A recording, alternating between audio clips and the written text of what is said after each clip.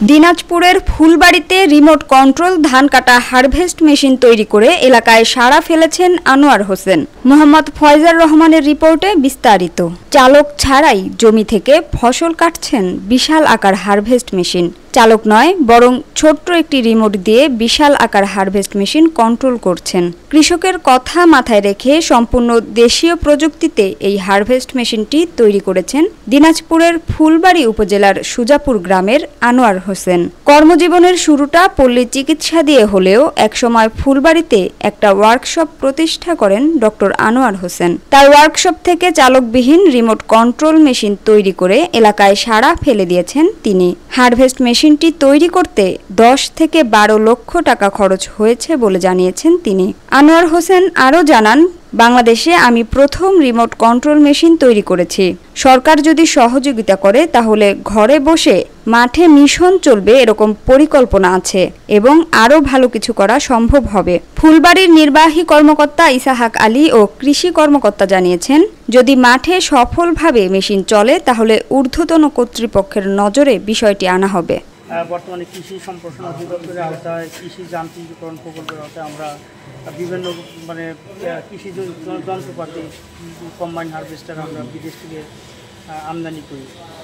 তো আমি এই ফুলবাড়ি উপজেলায় এসে আমি যেটা দেখলাম যে আপনার নাম ডক্টর আনোয়ার সাহেব, তিনি এটা উদ্ভাবন করেছেন বা তিনি এটা বানিয়েছেন, ঠিক আছে। তিনি দাবি করছেন যে এটা বাংলাদেশে তিনি প্রথম, এবং তার 17টা এরকম কম্বাইন হারভেস্টার আছে। তো আমার দেখে এটা খুবই ভালো লাগলো, এবং যদি আমরা দেশীয়ভাবে এগুলো উৎপাদন করতে পারি, এবং আমি যেটা জানতে পারলাম তার সাথে কথা বলতে, এটা বানাতে নাকি 10 লক্ষ টাকার মতো খরচ হয়েছে। তো আমরা যে কম্বাইন হারভেস্টারগুলো যেগুলো আমদানি করি সেগুলোর দাম 34 লক্ষ টাকা, 34 বা 30 লক্ষ টাকা। তো সেই হিসেবে এটা একদিকে সাশ্রয়, আর একদিকে দেশীয়, আমাদের দেশীয় ইয়েতে তৈরি, দেশীয় ওয়ার্কশপে তৈরি। আমার মনে হয় যে এর যে পার্টসগুলো আছে এগুলো এখানে অ্যাভেলেবেল। যদি এটা সফলভাবে চলে বা সব কিছু ঠিকঠাক থাকে, আমার মনে হয় যে এটা আমাদের কৃষিক্ষেত্রে বা কৃষি যান্ত্রিকীকরণের ক্ষেত্রে আমাদের দেশীয় যে প্রযুক্তি, এটা অনুপ্রবেশ বা দেশীয় প্রযুক্তির শুরু বলতে পারি। তো আপনাদের সবাইকে ধন্যবাদ। আমি আরেকটা বিষয় বলতে চাচ্ছি, যেহেতু এটি বলেছে যে এটা ধান মানে তার যে ড্রাইভার যে চালায় আর কি এটা রিমোটটা, সে বলছে যে এই রিমোটের মানে সক্ষমতা অনুযায়ী এখন 2 থেকে 2.5 ঘন্টা পর্যন্ত সে চালাতে পারবে। আমার বক্তব্যটা হচ্ছে যে যদি তারা এই ক্ষেত্রে সফল হয়, সরকারিভাবে আপনারা এনাকে কী ধরনের সহযোগিতা করতে হবে?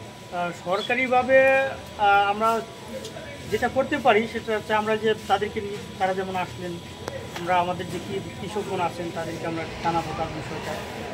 তাছাড়া সরকারকে আমরা জানাবো, সরকার উদ্বোধন কর্তৃপক্ষ আমাদের যারা আছেন, নিজের পর্যায়ে যারা আছেন তাদেরকে আমরা জানাবো যে আমাদের দেশীয় প্রতিনিধি এখন এই যেটা আমরা আমদানি করছি সেটা এখন আমাদের দেশেই উৎপন্ন হচ্ছে বা দেশেই বানানো সম্ভব হচ্ছে।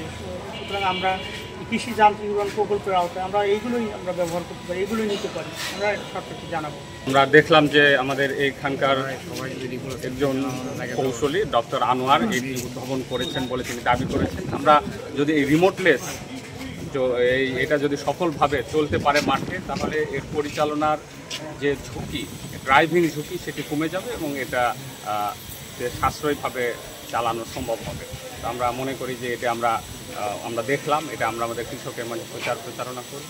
এর মাধ্যমে আমাদের সরকারকেও বা আমাদের অধিদপ্তরকেও আমরা জানাবো বিষয়টা, তারা সিদ্ধান্ত নেবেন। ঘটনা হলো, দীর্ঘদিন আমি ওই কম্বাইন হারভেস্টার নিয়েই কাজ করতেছি বা কাজ করিয়ে আসতেছি। আর আমার ধারণা যে বাংলাদেশে কম্বাইন হারভেস্টার আমি প্রথম তৈরি করেছি, এটা আমার জানা মতে এটা ঠিক। আর সেই অবধি কারণ আজও চলে আসছে। তো আমার একটা মনের এক ছিল যে এই যে রোদ গরমে এই গাড়িগুলো চালাতে গিয়ে বহুত কারণ ড্রাইভাররাও হাস্যনাস্ত হয়ে গেছে। আর বর্তমানে যে আবহাওয়ার পরিস্থিতি, তাতে করে ড্রাইভারগুলো কারণ বেশি দিন গাড়ি চলে ভালো কারণ শারীরিক দিক দিয়ে তারা ভালো সুস্থ থাকতেছে না। কিডনির সমস্যা, বিভিন্ন রকমের সমস্যা, এরকম সমস্যা আসতেছে। তো যাক, আমি তার পরিপ্রেক্ষিতে আমি চিন্তা করলাম যে একটা ড্রাইভারলেস গাড়ি হওয়ার দরকার।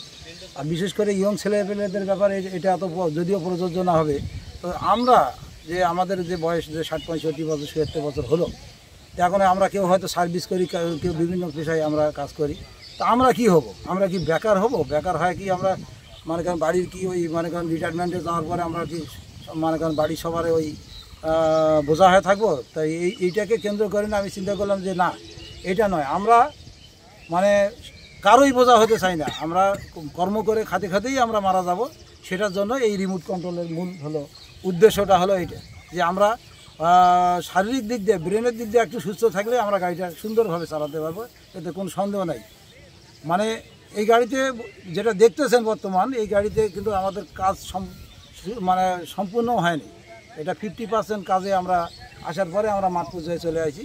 এখানে আরও 50% কাজ এখানে বাকি রয়েছে। কারণ এখানে আমাদের মনে করেন আমরা ঘরের মধ্যে বসে যে আমরা গাড়িটা চালাবো সেই কোনো সিস্টেমে এখানে নাই। তা আমাদের পরবর্তী আমাদের যদি বাংলাদেশ সরকার যদি আমাদের সেই রকম যদি এই ব্যাপারে সহযোগিতা করে, তাহলে আমরা ঘরের মধ্যে থাকে আমরা গাড়ি মাঠে চালাবো, এটাতে কোনো সন্দেহ নেই।